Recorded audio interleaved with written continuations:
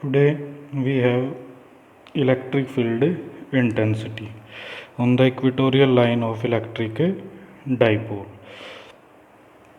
Electric dipole का हमें पता था, इलेक्ट्रिक डाइपोल क्या था? Arrangement of equal but opposite charges. It is the arrangement of two equal but opposite point charges. ये लेते थे हम, ये नेगेटिव चार्ज ले लिया हमने, ये पॉजिटिव चार्ज. दोनों के बीच में सेपरेशन कितना होगा? 2a या 2l, that is centre of dipole. ये एक्सिस होगा डाइपोल का, एक्सियल लाइन. ये इक्वेटोरियल लाइन, ये क्या हो जाएगी? आपकी इक्वेटोरियल लाइन. सो अब इस इक्वेटोरियल लाइन पे एक पॉइंट लेंगे हम, वहाँ पे क्या कैलकुलेट करेंगे? Electric field intensity. सो इसको कैलकुलेट कैसे करोगे आप इलेक्ट्रिक फील्ड इंटेंसिटी को? First consider N electric dipole. ये भी डाइपोल ले लेंगे हम, जिसकी लेंथ कितनी होगी? 2a and centre of dipole O. Dipole moment क्या होगा हमारे पास उसका? P. P किसके इक्वल आता है? Q into 2a. Vector quantity है ये. इस डायग्राम को समझिए. अभी क्या होगा डायग्राम के according? We have an electric dipole A B having length 2a. Length कितनी आ जाएगी इसकी? 2a. O B the centre of a dipole. अब इस पॉइंट P पे आप कैलकुलेट करोगे electric field intensity. We have to find electric field intensity at point P. अब बात समझो कि पॉइंट P की जो डिस्टेंस है सेंटर ऑफ डाइपोल से, वो कितनी है? R. That means OP is equal to R. AO is equal to OB. किसके इक्वल होगा? A के. एंड AB कितना होगा? 2a. अब इस point P minus Q charge से कितने डिग्री का एंगल क्रिएट करेगा? थीटा. पॉजिटिव चार्ज भी कितने डिग्री का एंगल क्रिएट करेगा? थीटा का. सो हमें पता है कि नेगेटिव चार्ज के लिए इलेक्ट्रिक फील्ड इंटेंसिटी क्या होगी? इनवर्ड. और पॉजिटिव चार्ज के लिए outward. Due to positive charge ये इलेक्ट्रिक फील्ड इंटेंसिटी है E1, that is outward. E2 here this E2, it is inward.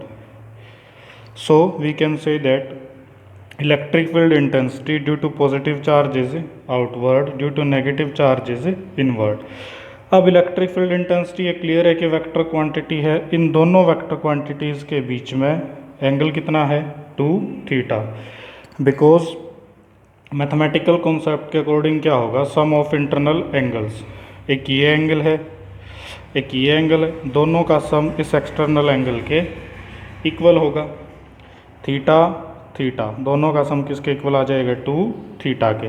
अब वेक्टर का जो रिजल्टेंट होगा वो होगा इन दोनों के बीच में. इन दोनों के बीच में क्या होगा? Resultant electric field intensity. वो देखिए कैसे होगा. अब आगे first electric field intensity due to charge plus Q, वो कितना आ जाएगा? KQ upon R plus A square under the root. Because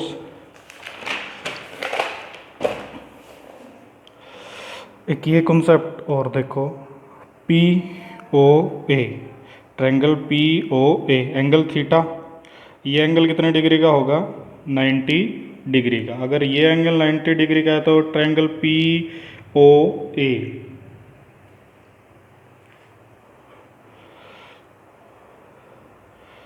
OAP it is a, ये एंगल आपका थीटा, ये 90 degree. So Pythagoras theorem apply करोगे, ये ए है, ये आर है, resultant will be r square plus A square under the root. So you can say that k a p is equal to b p, इतना ही होगा, is equal to r square plus A square under the root. So electric field intensity calculate करोगे, E1 is equal to K Q upon are square plus A square under the root. अब जो electric field intensity होगी E1 वो किसके along होगी, हमारी p q. Similarly due to charge minus q आ जाएगा, वो कितना होगा, k Q upon are square plus A square,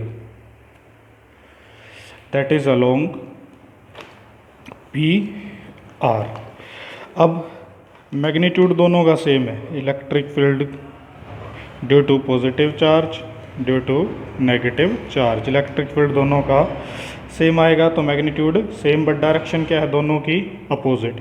तो हमारे पास बचा क्या, आप इन डायग्राम्स को देखिए, आपका कॉन्सेप्ट यहाँ से क्लियर होगा कि भाई ये E1 था P क्यू के अलोंग, ये E2 है P R के अलोंग, दोनों का रिजल्टेंट इनके बीच में आएगा, ये है जैसे हमारे पास ये 2 थीटा था, तो एंगल, ये एंगल थीटा, ये angle theta, clear. So now we can say that E1 and E2 has its rectangular component because E1 and E2 are collinear vector। Rectangular components क्या होंगे, कोई भी आपके पास अगर वेक्टर है, सपोज ये वेक्टर है ए, इसका एक कंपोनेंट ये होगा ए एक्स, एक कंपोनेंट ये होगा ए वाई, ये एंगल थीटा, ए एक्स को लेंगे हम ए कोस थीटा, ए वाई को लेंगे आप ए साइन थीटा। ऐसे ही E1 और E2 को रिजोल्व करो, E1 किसके इक्वल होगा, E1 sine theta, E1 cos theta, E2 sine theta, E2 cos theta. अब बात यह है कि भैया E1 साइन थीटा और E2 साइन थीटा दोनों के दोनों क्या हैं, आपके मैग्नीट्यूड में इक्वल, बट डायरेक्शन दोनों की क्या होगी, opposite. Here E1 sine theta, E2 sine theta, direction दोनों की opposite, so E1 and E2 will cancel out each other, but E1 cos theta, E2 cos theta, दोनों की डायरेक्शन क्या आएगी, सेम। डायरेक्शन दोनों की सेम होगी तो हम रिजल्टेंट क्या करेंगे, दोनों को ऐड कर देंगे। सो जब आप रिजल्टेंट ऐड करते हो तो आपके पास ये आएगा E1 cos theta, same direction रहेगी E2 कॉस थीटा का। So E1 sine theta and E2 sine theta will cancel out each other as they are acting in opposite direction, and E1 and E2 are magnitude same रहेगा। So resultant electric field intensity will be due to E1 cos theta plus E2 cos theta. Add करोगे दोनों को तो क्या आ जाएगा, 2E1 cos theta, value put करिए 2, electric field हमें पता है E1 किसके इक्वल है, K Q upon are square plus A square into cos theta. Electric field intensity 2, E1 cos theta किसके इक्वल होता है हमारा, hypotenuse upon base, sorry base upon hypotenuse. अच्छा, वो जो ट्रायंगल थी हमारे पास, ट्रायंगल में बेस ये था ए, फिर से देख लीजिए इसी डायग्राम को, base hypotenuse, base hypotenuse. So जो कोस थीटा रहेगा वो किसके इक्वल होगा, base A upon hypotenuse R square plus A square under the root. इसी कोस थीटा को अब आप पुट कर दीजिए, कोस थीटा क्या होगा, अब a upon are square plus A square under the root. Value put करोगे आप 2E1 cos theta, so 2 k q a divide by single term ये है, हाफ टर्म ये है, single plus half 3/2 means 1 and half.